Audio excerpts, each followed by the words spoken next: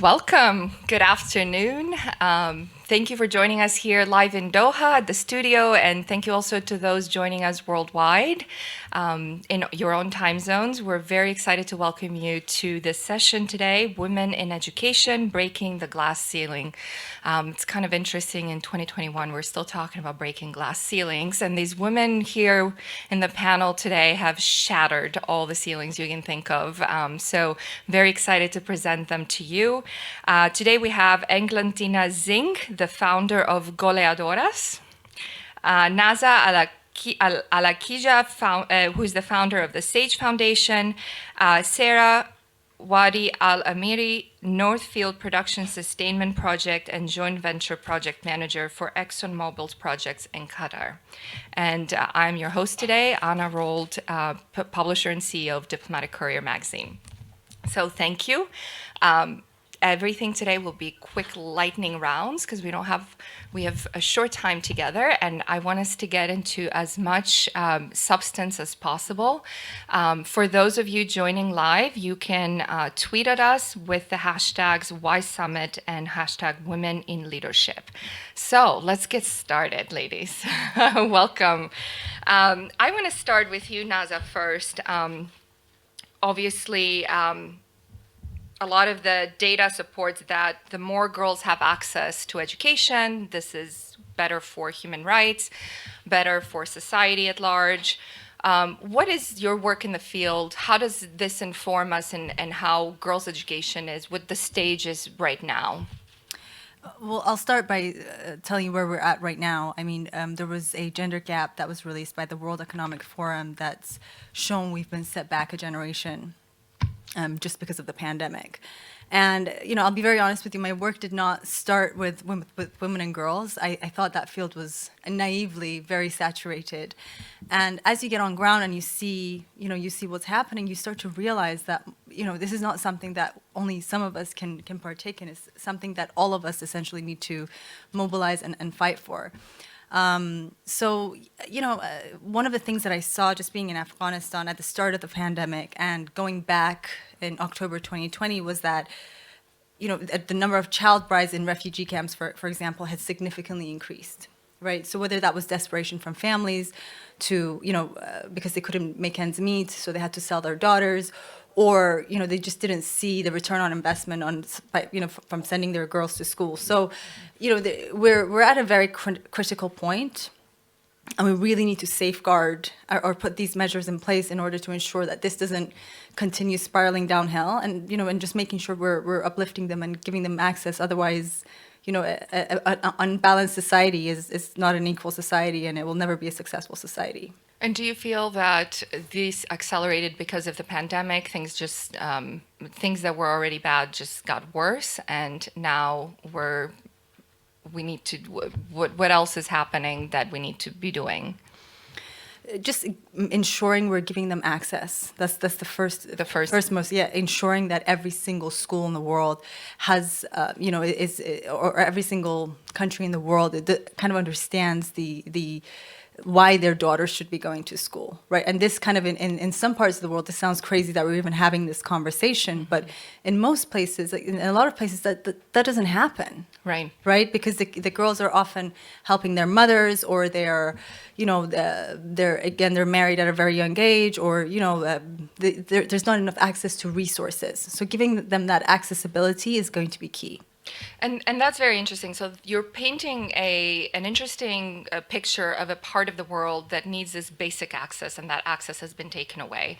But when we talk about, we're in this global summit here, and we're talking about 21st century skills, we're talking about future of education. We have learned, especially in the past year, that education doesn't just happen in a school, it happens everywhere. And this is one of the big lessons from COVID. Eglantina, what are those 21st century skills that, from your perspective and the work you're doing with girls, and how can we, beyond access, how can we give this access outside of the classroom? Well, that's a great question. And we've been listening to, as you said, many global leaders talking about education, but mostly about learning. So what we use is this universal language called soccer, football. Americans say soccer, to give these girls at a young age, install them with this life skills that are going to be, the structure for them to be able to access education, to have the curiosity to keep learning, and most of it to have a community to support them with every challenge that they face every day. As NASA is saying, and it's not very different from what's happening in Afghanistan and this side of the world to what's happening in Latin America, and especially now with the pandemic. So by the right to play, they're just having access to teamwork fundamentally, but from their strengths, everybody plays a different part, and they are part of a team. So that gives them a sense of belonging and a self-assurance that independently of their gender or wherever they were born, they're able to take it to any sector that they will apply their a dignified life or have a real chance for that. And is there data that informs this kind of discussion? What does the data tell us about these skills being acquired? I'm very passionate about it, but mostly it's we do have solid data. 96% of women that have excel or have leadership in different sectors, from CEOs or engineers or medicine or science, they all attribute it to have been playing team sports at a young age. Yeah, well, then So it's not it's not like a dull number. It's a very solid number. that's a huge number. And it does give you that sense of belonging, as I say, of making better decisions. We target two main things. That was about school attendance, but now with the pandemic, most of the girls are either not being able to go to school because of the pandemic, or probably 9 out of 10 girls will never go back to school. So either we have alternative options of teaching them and building their solid skills that they can take in their lives, or we're just going to have a curve of even more density of this gender disparity and violence. Thank you for that. And I will get back to both of you, Naza and Eglantina, about some of more concrete examples of how this is happening on the ground, how access is changing, what can we do, and all of that. But I want to, in this very subject, Sarah, when we talk about learning happening everywhere, right, all the time, and all, so it's this whole of society approach, and I feel like you might have a lot to say here. What happened during the pandemic? The pandemic was not just that girls were not able to go back to school; is that they came back into the home, and the home was not exactly the place where they could continue their learning. So tell me a bit from your perspective, what is the role of the home and the role of the employer, the role of society at large in kind of helping usher the girls and the women into that journey of education? Well, first I wanted to say thank you so much for inviting me. Surrounded with all these people in education, it's quite enlightening these past few days. In terms of what happened during COVID and really the importance of family, it really reinforced, whether you're a boy or a girl, kind of the need to educate family, that they can then educate their children. And I think we also heard it from Naza, your experiences and you as a parent, what you portray to your child is so, so, so important. So when they came back to the home, and me, who's not in the education industry, having to educate now my child, I really started exploring, like, what do they need to learn? And so it was interesting to hear from Eglantina how important sports is, because you couldn't do sports during COVID. And I guess it's a lot of the issues that we see is based on experience biases that come into play. And I'll give you an example. Yeah. I have a 5-year-old girl, and when she turned 4, which was about a year ago, so it was during COVID, she got her first male teacher. And she literally, the first time she saw him, pointed to him and said, "What is that?" And I was like, "You mean, who's that? That is your teacher." And she's like, No, that is a boy. That is not my teacher." So already you see her experiences the first 4 years of her life has been with female teachers. And so the first time she's exposed to a male teacher, she's like, "This is not normal. I don't like this," and rejects it. And so it's us in the family that need to also teach our child that it's normal, whether it's a boy or a girl, they can do anything. And I'm super proud to work for a company that support women in the STEM and education. And there's a program here in Qatar, and actually we do worldwide within ExxonMobil called IMRA. ExxonMobil aspiring, advancing, and reaching, aspiring, and advancing. And it's really an opportunity for us in the industry to go out to schools and engage with the students, and us as female engineers to engage with students and tell them, I am a woman, I'm an engineer, I'm a manager, and this is what I can do. And it's so important that we teach the parents that it is possible for women to be anything they want to be. So these gender roles, do you feel that this was the pandemic gave us a moment where we can shatter these roles and change them because the pandemic pushed us to do so? Because now parents were also teachers and put on so many other hats and roles. Do you feel that the pandemic helped with that? Is that a silver lining in your opinion? I think that both sides, there was kind of a downside and an upside. So yes, I did see that people started to appreciate how women were so critical to the industry, to society. And but at the same time, a lot of the biases started to pop out. What is acceptable for a woman to do? Where should they be? But also for men. Hey, men should come to work every day. Why are they? You've got a wife at home. She should be taking care of the child. And so there are biases both ways, where actually having both parents at home supporting the education for the child was so critical. And seeing that interaction and having both parents doing the education was important.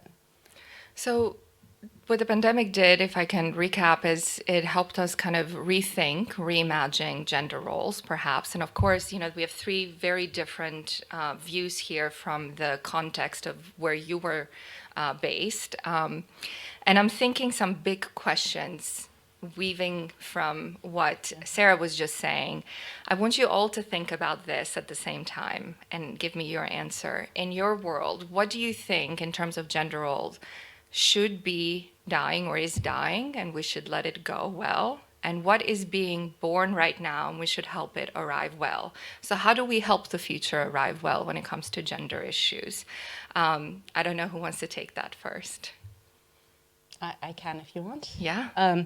So what I see starting, and I think I really appreciate that in kind of the COVID world, is kind of technology supporting us to really engage across multiple opportunities to deal with issues that we have. I don't think previously we had access to technology like we do now, that when I'm stuck on, well, how do I teach this to my child? I can go onto, an app, I can download it and it'll help me. And that also helps break gender roles because you're using technology to say anybody can use technology. It's not gender related. Mm-hmm. And that's why it's so important to kind of keep progressing in the STEM area and education in STEM, because I personally think technology will be the way forward in progressing and breaking those gender areas. Technology is an equalizer. Yes. And it's an interesting approach, obviously. To be able to have technology as an equalizer, we need more women creating that technology so that it's not made in the same with the biases of the people who created it. Naza and Glentina, do you want to take that on from your perspective? Obviously, it's very different from the grounds you work from.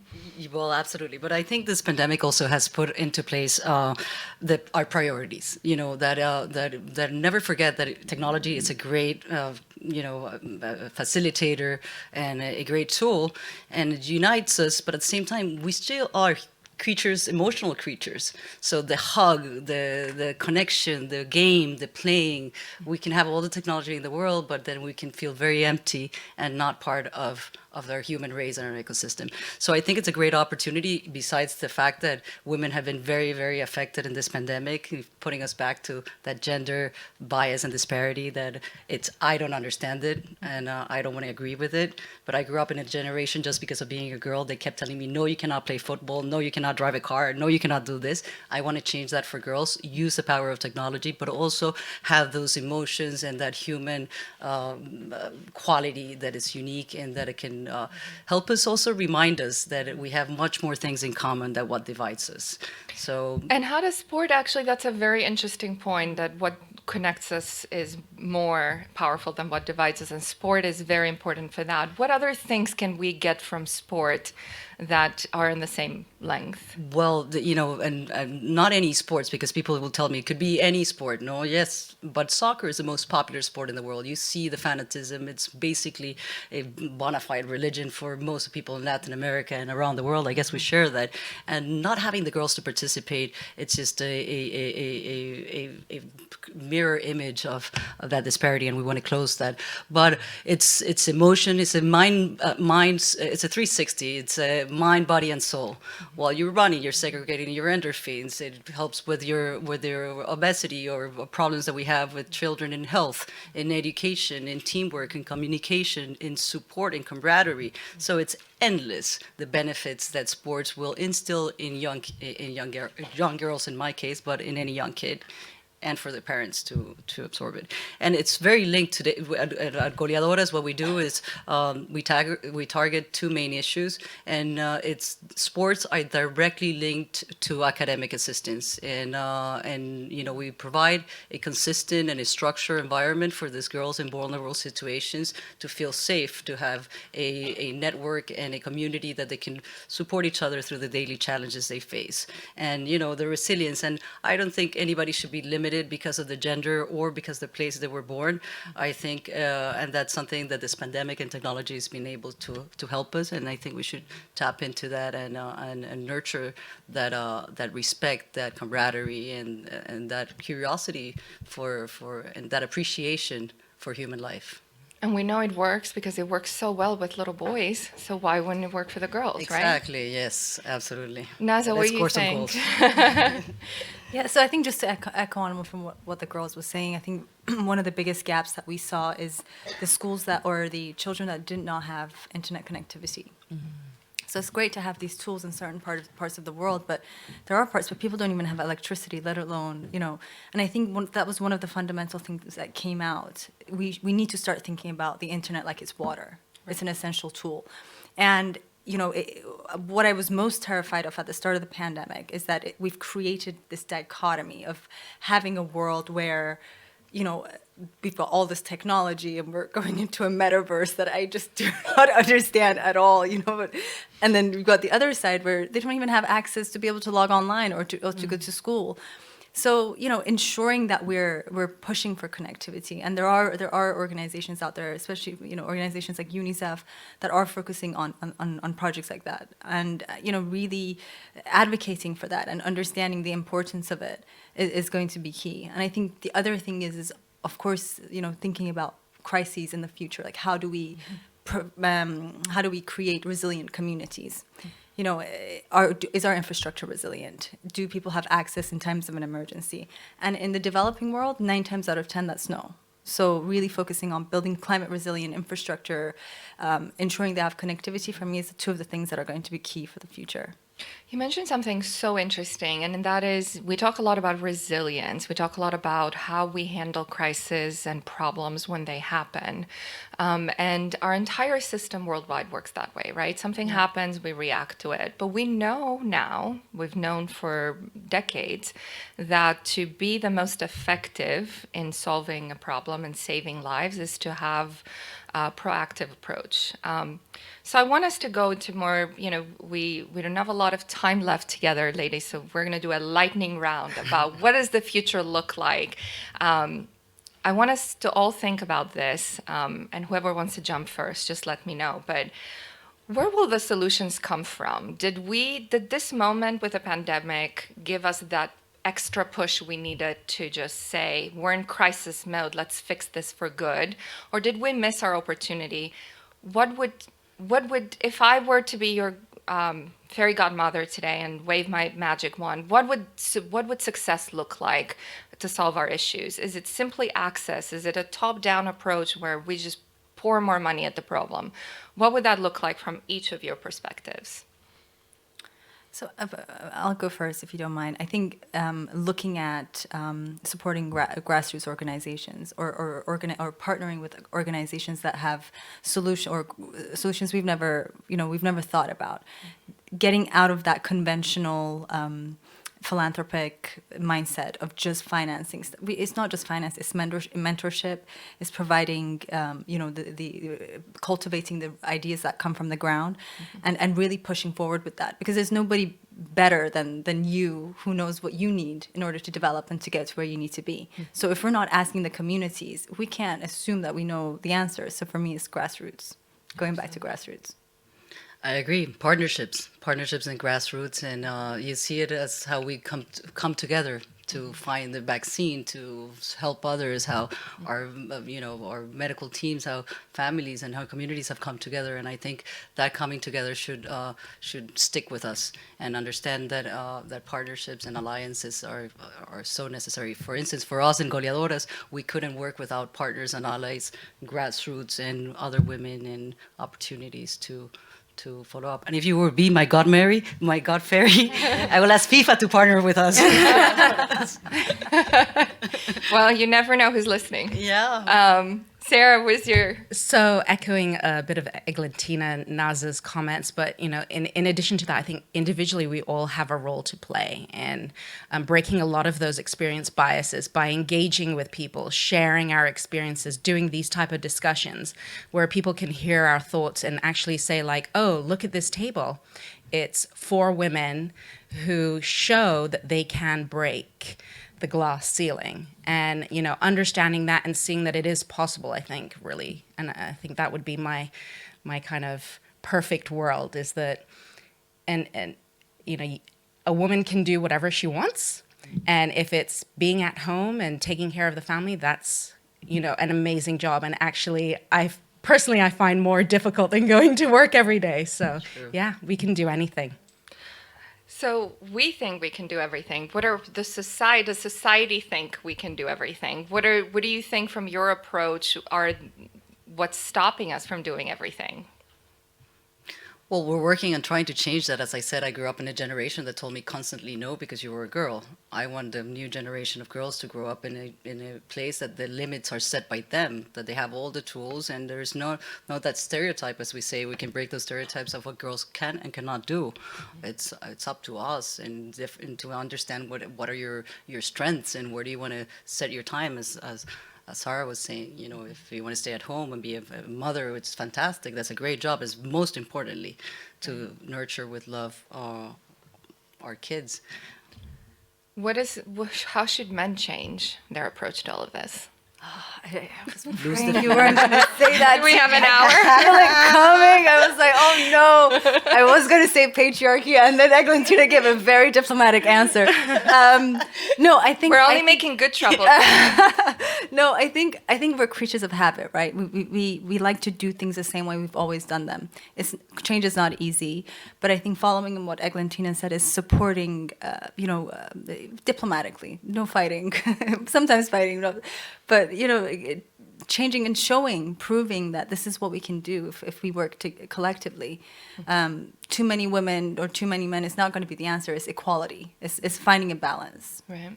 So let me recap on our last minute together. Partnerships, this is how we fix things. Alliances, grassroots community and individual approach. We can all do something. It's everyone's business to fix these issues, not just a top-down approach. And sharing our experiences. And this is what you've done today. And I really appreciate you all. Thank you so much. It's been an honor being on the panel with you. Thank you to our audience that joined us online and at the studio, and to WISE Summit for putting this amazing conference together. Have a good evening. Shukran.